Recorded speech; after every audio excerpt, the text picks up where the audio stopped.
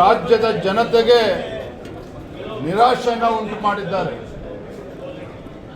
ಮುಖ್ಯಮಂತ್ರಿಗಳು ಬಜೆಟ್ ಅನ್ನ ಓದಲು ಪ್ರಾರಂಭ ಮಾಡಿದಂಥ ಸಂದರ್ಭದಲ್ಲಿ ಅದು ಕೇಳ್ತಾ ಇದ್ರೆ ಯಾರೋ ಸಾಹಿತಿಗಳು ಬರೆದುಕೊಟ್ಟಂತೆ ಕಾಣ್ತಾ ಇದೆ. ಸಾಹಿತಿಗಳು ಯಾರೋ ಇವತ್ತು ಬಜೆಟ್ ಪುಸ್ತಕವನ್ನ ಬರೆದುಕೊಟ್ಟಂತೆ ಕಾಣ್ತಾ ಇದೆ. ಕೇಳೋದಕ್ಕೆ ತುಂಬಾ ಚೆನ್ನಾಗಿತ್ತು, ಓದೋಕ್ಕೂ ಕೂಡ ತುಂಬಾ ಚೆನ್ನಾಗಿತ್ತು ಮುಖ್ಯಮಂತ್ರಿಗಳಿಗೆ ಬಹುಶಃ. ಆದರೆ ರಾಜ್ಯದ ಜನತೆಗೆ ಇದು ಯಾವುದೇ ಪ್ರಯೋಜನ ಆಗಿಲ್ಲ ಅನ್ನೋದು ಸತ್ಯ. 17ನೇ ಬಜೆಟ್ ಈ ನಾಡಿನ ಜನತೆಗೆ ದೊಡ್ಡ ಚೊಂಬನ್ನ ಮುಖ್ಯಮಂತ್ರಿಗಳು ನೀಡಿದ್ದಾರೆ ಅನ್ನೋದು ಸ್ಪಷ್ಟ. ಕಳೆದ 3 ಬಜೆಟ್ ಅನ್ನು ತಾವು ನೋಡ್ತಾ ಇದ್ರೆ ಹಿಂದಿನ ಬಜೆಟ್ ನಲ್ಲೇ 1,16,000 ಕೋಟಿ ರೂಪಾಯಿಗಳನ್ನ ಸಾಲ ಮಾಡಿದ್ರು. ಈ ಬಾರಿ 2025-26ನೇ ಸಾಲಿಗೆ 1,32,000 ಕೋಟಿ ರೂಪಾಯಿಗಳ ಸಾಲವನ್ನು ಮಾಡಿದ್ದಾರೆ. ಒಟ್ಟಾರೆಯಾಗಿ ಕಳೆದ 3 ವರ್ಷದ ಬಜೆಟ್ ಸಿದ್ದರಾಮಯ್ಯನವರ ಸಾಧನೆ ಏನಪ್ಪ ಅಂತ ಹೇಳಿದ್ರೆ 4,39,000 ಕೋಟಿ ರೂಪಾಯಿಗಳ ಸಾಲವನ್ನು ಮಾಡಿರ್ತಕ್ಕಂಥದ್ದೇ ಸಿದ್ದರಾಮಯ್ಯನವರು ಮಾಡಿರುವ ದಾಖಲೆ ಅನ್ನೋದನ್ನು ನಾನು ಈ ಸಂದರ್ಭದಲ್ಲಿ ಹೇಳೋದಕ್ಕೆ ಇಷ್ಟಪಡ್ತೇನೆ. ಒಬ್ಬ ಅನುಭವಿ ಮುಖ್ಯಮಂತ್ರಿಗಳು ಇದ್ರೂ ಸಹ 17ನೇ ಬಜೆಟ್ ಅನ್ನು ಮಂಡನೆ ಮಾಡತಕ್ಕಂಥ ಒಂದು ಸುವರ್ಣಾವಕಾಶ ಇವತ್ತು ಮುಖ್ಯಮಂತ್ರಿಗಳೇನು ಸಿಕ್ಕಿತ್ತು. ನೀರಿನಲ್ಲಿ ಹೋಮ ಮಾಡುವಂಥ ಕೆಲಸವನ್ನ ಸಿದ್ದರಾಮಯ್ಯನವರು ಮುಖ್ಯಮಂತ್ರಿಗಳು ಮಾಡಿದ್ದಾರೆ. ಯಾವುದೇ ಒಂದು ದೂರದೃಷ್ಟಿತ್ವ ಇಲ್ಲದೆ ಇರತಕ್ಕಂಥ ಒಂದು ನೀರಸವಾಗಿರ್ತಕ್ಕಂಥ ಬಜೆಟ್. ನಾನು ಮಾನ್ಯ ಮುಖ್ಯಮಂತ್ರಿಗಳು ಬಜೆಟ್ ಅನ್ನ ಓದ್ತಾ ಇರುವಂಥ ಸಂದರ್ಭದಲ್ಲಿ ಹಾಗೆ ಆಡಳಿತ ಪಕ್ಷದ ಶಾಸಕರುಗಳನ್ನು ಗಮನಿಸ್ತಾ ಇದ್ದೆ. ಯಾವುದೇ ಶಾಸಕರಲ್ಲಿ ಈ ಬಜೆಟ್ ಬಗ್ಗೆ ಆಸಕ್ತಿ ಇಲ್ಲದೆ ಇರತಕ್ಕಂಥದ್ದು ಸ್ಪಷ್ಟವಾಗಿ ಕಾಣ್ತಾ ಇತ್ತು. ನಾನು ಹೆಸರನ್ನು ಉಲ್ಲೇಖ ಮಾಡೋದಕ್ಕೆ ಹೋಗೋದಿಲ್ಲ. ಆಡಳಿತ ಪಕ್ಷದ ಶಾಸಕರು ಅಲ್ಲಿ ಹಿರಿಯ ಶಾಸಕರ ಹತ್ರ ಹೋಗಿ ಪಂಗ್ನಾಮ ಹಾಕಿದ್ದಾರೆ ಮುಖ್ಯಮಂತ್ರಿಗಳು ಅಂತೇಳಿ ಆಡಳಿತ ಪಕ್ಷದ ಶಾಸಕರು ತೋರಿಸ್ತಾ ಇದ್ದಕ್ಕೆ ನಾನು ಗಮನಿಸಿದೆ. ಆ ಸಾಲಿನಲ್ಲಿ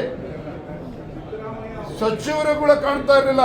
ಕೇವಲ 7-8 ಜನ ಸಚಿವರು ಕಾಣ್ತಾ ಇದ್ರೆ ಬೇರೆ ಯಾವುದೇ ಸಚಿವರಿಗೆ ಈ ಬಜೆಟಿನ ಬಗ್ಗೆ ಆಸಕ್ತಿ ಇರಲಿಲ್ಲ.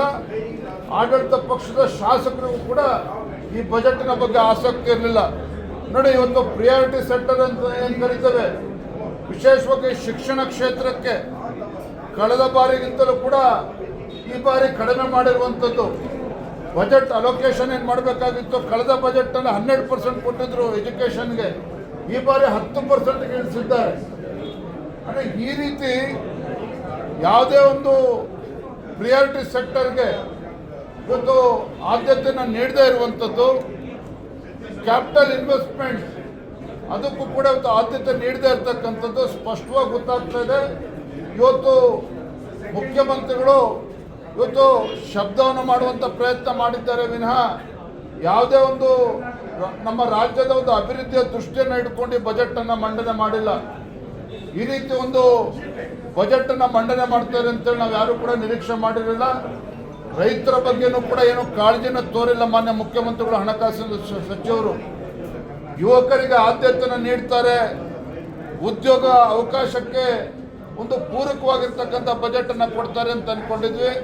ಅದಕ್ಕೂ ಕೂಡ ಅವಕಾಶನ ನೀಡದೇನೆ ತಮ್ಮ ಪಂಚ ಗ್ಯಾರಂಟಿಗಳಿಗೆ ಹಣವನ್ನು ಕ್ರೋಢೀಕರಿಸೋದಕ್ಕೆ ಸಾಧ್ಯ ಆಗದೇನೆ ಪದೇ ಪದೇ ಅವರು ಅಬಕಾರಿ ಇಲಾಖೆ ಮೇಲೆ ಇವತ್ತು ಡಿಪೆಂಡ್ ಆಗಿರುವಂಥದ್ದು. ಈ ಬಾರಿನೂ ಕೂಡ 45,000 ಕೋಟಿ ರೂಪಾಯಿಗಳನ್ನು ನಿರೀಕ್ಷೆಯನ್ನ ಮಾನ್ಯ ಮುಖ್ಯಮಂತ್ರಿಗಳು ಅಬಕಾರಿ ಇಲಾಖೆಯಿಂದ ನಿರೀಕ್ಷೆ ಮಾಡ್ತಾ ಇದ್ದಾರೆ. ಹಾಗಂದ್ರೆ ಅರ್ಥ ಏನಪ್ಪ ಅಂತ ಹೇಳಿದ್ರೆ ಮುಖ್ಯಮಂತ್ರಿಗಳು ಈ ರಾಜ್ಯವನ್ನ ಕುಡುಕರ ರಾಜ್ಯವನ್ನಾಗಿ ಮಾಡೋದಕ್ಕೆ ಹೊರಟಿರ್ತಕ್ಕಂಥದ್ದು ಈಗಾಗಲೇ ನಿರೂಪಿಸಿದ್ದಾರೆ. ಈ ಬಜೆಟಲ್ಲೂ ಕೂಡ ಅದನ್ನ ಮತ್ತೊಮ್ಮೆ ತಿಳಿಸಿರುವಂಥದ್ದು.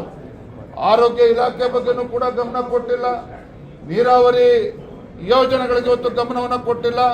ಇವತ್ತು ಉತ್ತರ ಕರ್ನಾಟಕದ ಅಭಿವೃದ್ಧಿಗೂ ಕೂಡ ಕಿಂಚಿತ್ತೂ ಕೂಡ ಕಾಳಜಿಯನ್ನು ತೋರಿಸಿಲ್ಲ.